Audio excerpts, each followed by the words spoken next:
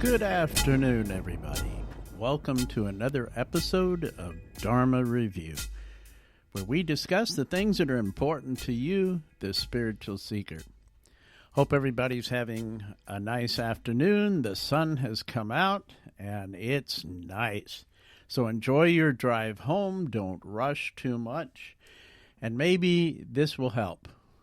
Theo Wanne is always interesting to talk to, and this is part 3 of my interview with Theo Wanne as he explains it all.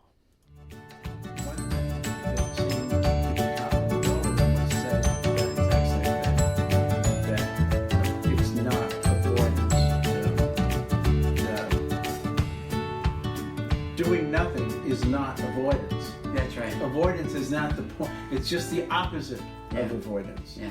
It's by stopping all the mental process, by stopping all of the running to and fro and being frantic and panicking and calming everything down, allows you to breathe and rest in the self and all of a sudden see clearly. Yeah, and then you know what to do. And that's, yeah. And you can do the one right thing rather than the 50 wrong things. Right. I have. Yeah, oh, absolutely. Definitely I've done that. Yes. I have done that. Yes. Some days I go, oh, no, I'm late. I stayed up too late. I got to run. I got to go now. I got to do all these things. Boom, boom, out the door. And it's just, the day is a disaster. Nothing goes right. And then you have to redo it, like the mouthpieces. Yeah. I had to redo them. Right. Because I am still learning that lesson. Great. Yeah. Yeah. And I'm going to remember. Yeah. So that's what I mean by it's like life is a spiritual practice. Life is a spiritual practice. It absolutely is. You know, I mean, if you're just aware in your life, how can you make your life work better? Pay attention to it. Pay attention, listen to your body. It will tell you if that food was the right food or the wrong food. Uh-oh. Are you listening? Right? And I think that's the trap with spiritual teachers. Because spiritual teachers, oftentimes we think, I'll speak for myself. Okay. So it was always, the spiritual teacher knows better for me, so I should doubt my own experience. Okay. Right? It like naturally led to a doubting of my own experience, even if the spiritual teacher said don't doubt your own experience, because it was kind of like this thing of like, well, follow what I say and what I teach, right? But also just listen to yourself because you're the guru. Well, they don't really work together. Sorry, there's a contradiction there. Yeah. So I mean, and that was another. With spiritual teachers, I had some of the biggest spiritual experiences of my life. And oftentimes it's because a spiritual teacher can hold a certain vibration, and it's like sympathetic strings, like on a sitar or something. Yes. The other one will just naturally vibrate that. So I think transmission works in that way. Right? Interesting, yes. So just just be around people you admire. And that will rub off on you sympathetically, right? I mean, you'll just naturally start to resonate where they resonate. So be very careful with who you hang out with. I heard a quote sometimes you know who you are by rolling together the 5 people you hang around with most. That can be an awakening experience. Yes. So all of a sudden it's like, oh wow, that's true. And one of those people can be God. I mean, if you meditate and have a spiritual practice, and you're like, with God, or you pray to the Divine Mother, or you have a deity that you worship, or what have you, right? You could be spending quality time with that energy or that, non-physical, physical. If it's real to you, it's real.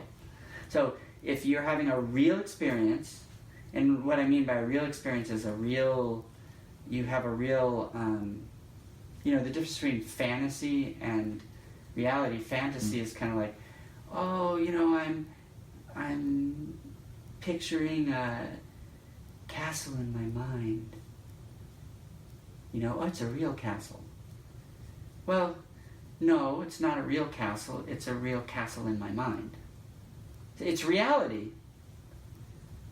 It's real, but it's not a physical castle.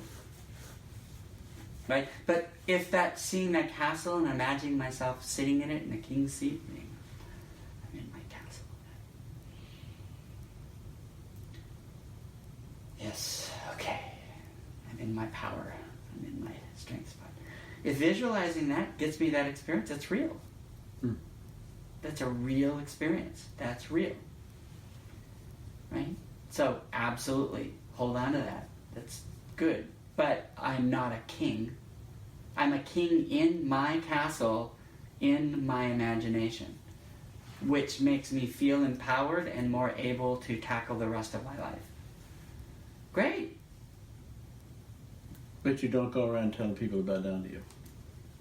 No, because they're not in my... Maybe the people in my imagination in my castle, bow down to your king. Yeah, those people will. I think my wife might hit me if I told her to bow down to me. But I'm the king in my imaginary castle, honey.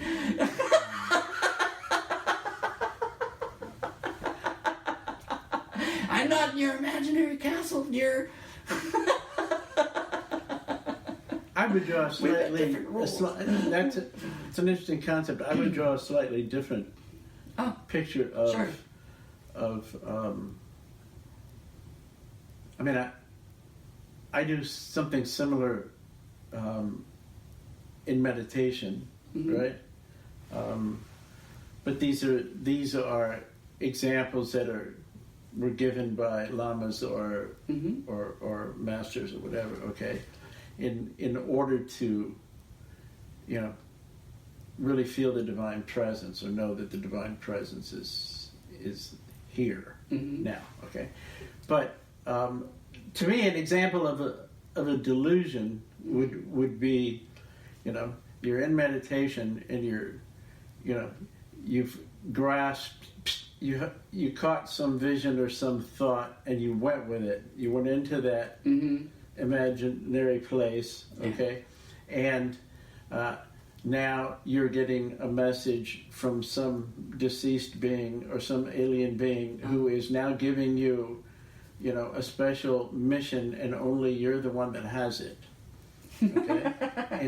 Okay, and then you come out of there going, "Oh, I have been given this piece." Now, there's some danger space there because there are some things, but there are some things in the Tibetan Buddhist tradition that actually talk about receiving information, sacred information and things, okay? So, I mean, but these are high lamas who've been at this for lifetime after lifetime after lifetime, and maybe they know something we don't know, okay? But to me, that's a very dangerous place to go. I mean, I think, interestingly, about channelers, okay? Channeling something, and now, they have some special knowledge to give to the world, and is it real or is it a delusion? And people can buy into that delusion. Yeah. This happens with false gurus. This happens with false teachers, and there's plenty of them. Okay, do they believe what they're teaching, what they're espousing? I absolutely believe. A lot of them do. Right. Some of them are just plain charlatans. So that's, I think, people who haven't meditated for a long time, or people who haven't had some experiences with the real masters and this and that. And one of the things we're going to get to in this podcast is talking about how do you know the real deal when you meet the real deal. Right? Yeah, sure. Okay? Because some people still hold that hard line, if you meet the Buddha on the path, shoot him, kill him, okay? Because he can't be real, right? But because you're the Buddha, whatever. I mean, Buddha's inside. The divine is inside of us. But yeah, there's definitely, and like you say, I mean, you've had some good teachers, you've had some bad teachers probably, right? I mean, but it all plays in. It's all lessons to be learned, right? There's a way to look at every experience, even the bad ones or scary ones or not so sure ones, of what you're learning from the experience. Yeah. So Yeah, no, that's a really good point. And the way I discern the difference between delusion and experience is experience is literally my experience, and a delusion is my meaning I made from the experience. Like, oh, so now I had an experience of someone in a vision tell me something. Like, God in my vision told me this about myself. Well, that was helpful for me, but I'm not going around telling everybody what God looks like. Right. That's what God looked like for me in that moment, because it helped me. It was like, right? So here's a really good example, because this was an experience I had with a spiritual teacher that was very helpful. So I was talking to the spiritual teacher, and she said, okay, so what's happening, when is this event coming up? And I said, it's on November 5th. And she said, do you know that? And I said, yes. And she said, are you sure? And I said, yes, John told me. And then she said, well, then you don't know that. What you know is that John told you it was on November 5th. So what I want you to tell me now is that John told you it was on November 5th. Because otherwise, you're telling me something that you don't know. That's a good example. Right? Yeah. So it's like that when we're having our visions or experiences. Like, I've had many visions of past lives, right? But honestly, I'm not entirely sure if they're real or they're not real, but what I do know is that they've been incredibly helpful at the moments I've remembered them. And it doesn't matter to me if they're real or not. Like, which one's right? Neither is right. Let's be here now in this moment, and you're a loving person, and I'm a loving person, and we're having this great podcast, and this is what's actually real. And that was just something that helped me back in that past time that actually is a moot point, other than that we're bringing it up as an example on this topic, right? So it was very real for me in that moment, and now it's kind of like this kind of an understanding of a theory I have about how past lives can be helpful. Yeah, I would agree with that from my own experience as well.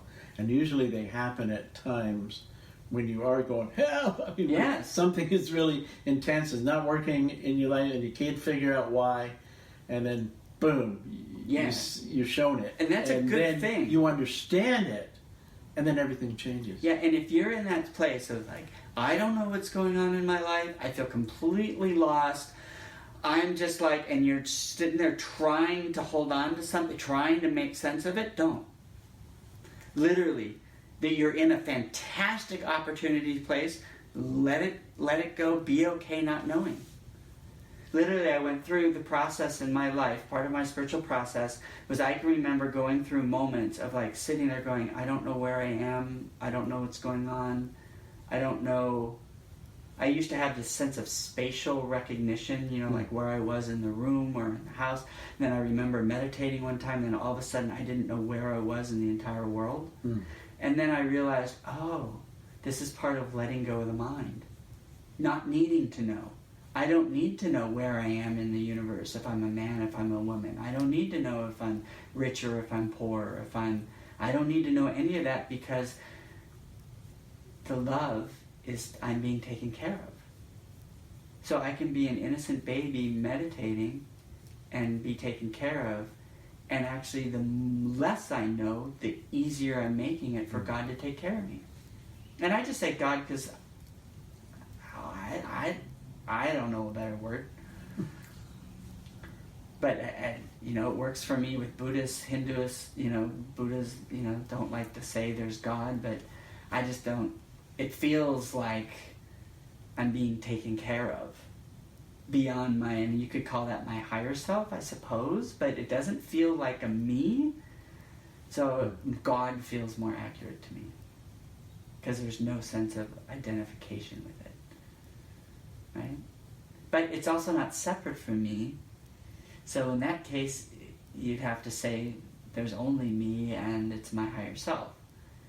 But I think this is where it gets tricky, because in the West there's this very kind of almost, pardon me, but self-righteous thing. They're trying to take my power away, and it's like it's all about me, and and yes, that's half, and on the other half, I don't know how. I mean, you know who got me free from gurus? Another guru. Another guru. Yeah, I literally went to go see another guru, and then all of a sudden I realized that I still wanted like that pat on the head from a guru to tell me that I was okay. And I'm like, It's like I realized there's a lot of healthy stuff that goes on with being a disciple, but the unhealthy one is the need for validation, to feel like I'm okay, right? And I needed some form of, and it could be, for some people it might be their father or their parents or but for me it was a guru. And it had to be this big, important guru who was, fully realized, because if it was just some, like it wouldn't really matter. I could, my mind would say, well, I don't really know, So then finally I realized that, and I literally went to go see another spiritual teacher, because deep down inside I knew it was the right thing for me to do, but I felt like I was blasphemous to the other teacher that I was studying with. Yeah, you felt guilty. Cheating. Okay, you're cheating. I was cheating. And letting myself feel that, burn through it, love the feeling, but know that it wasn't reality. Like, having the feeling was reality. What the feeling was saying, right? That's how it works, right? So the reality is I'm having this intense feeling. Right. The illusion is that it's saying life is a certain way that it's not. It's like saying I'm an elephant. I'm not an elephant, right? That's the illusion. I have a feeling saying you're such an elephant, and you're like, I'm not an elephant. But it'd be the same thing as saying I'm not loved, which has been a big one in my life, right? I'm not loved, or I'm not important, or, I can't give my podcasts, share my podcasts with the world. Anybody who wants it, yeah. Yeah. That's all false bullshit. That's the illusion. It's not the feeling that's the illusion. You're having the feeling. That's real. That's real. But the meaning is the illusion. So what happens is someone might have this experience of Jesus coming to them, or someone saying, you are divine. You can lead the world, right? And then they make a meaning out of it. That's the meaning is the delusion. Because you know what? Jesus could come down and say that to every single person on the earth. You are divine. You are God. The universe revolves around you. Your intention creates the universe. Create the most beautiful universe you can. Right? Jesus could say that to everybody. Now the meaning-making machine of the brain might misinterpret that, right? And say, I'm better than other people. I'm more special. Therefore, I need to fix them all. And they need to all bow down to me. And, right? You see how it can get misinterpreted, right?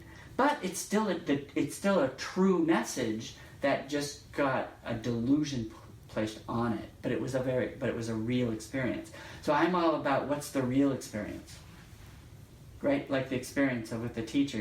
Don't. John told me it was Thursday. That was the actual truth. I didn't actually know if it was Thursday, because it wasn't Thursday. Oh. And then I've come to realize in my life, assume, and make an ass out of you and me, how much we assume we know that we don't know. And this is where the spiritual butchering starts happening, where spirituality isn't about learning more, it's about actually butchering all our ideas of what spirituality is, and getting stupider and stupider and stupider is actually getting more spiritual. Wait, are you saying getting stupider and stupider is getting more spiritual? Yes, that's what it felt like to me. That was my experience. Because all of a sudden I had less knowledge. I was less erudite. I was less, now I know nothing. Now I'm just sharing with you things that I've experienced. I'm actually not smart. I don't have any spiritual knowledge. You know, I'm not sharing with you spiritual knowledge. I can take no claim to being anybody who knows anything about spirituality. But what I do know is what my experience has been. Right? And so I'm sharing that. So I don't feel smart. I don't feel smart at all. I just feel real. Real. I just feel real. I'm just sharing my real experience with you. So being real is far more spiritual than being spiritual in my experience. Being real is far more spiritual than being spiritual. Yeah. And I think we'll leave you with that thought. Because when we go back and look at this video, I'm sure there's so many things in here. It may not be published as one long video. It may be part 1, part 2, part 3, maybe even 4. We'll see.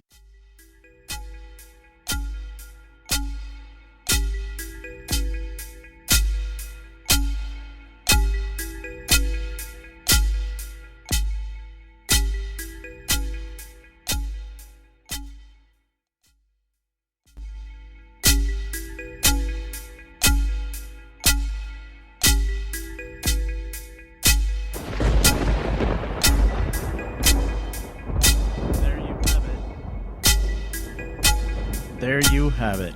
Part 3 of Theo Wanne Explains It All. Well, that does it for this episode. And I think tomorrow we're going to be airing a very special interview with Tulsi Das Ananda. So be sure to tune in for that tomorrow.